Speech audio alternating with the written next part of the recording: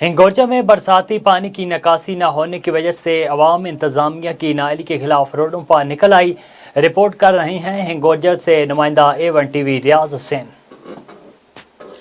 जी आपको बताते चले, हिंगोरजा, रसूलाबाद, बालासिठ हाजा के मुख्तलिफ गाँव देहातों में बरसाती पानी ना निकालने के खिलाफ अवाम रोड पर निकल आई।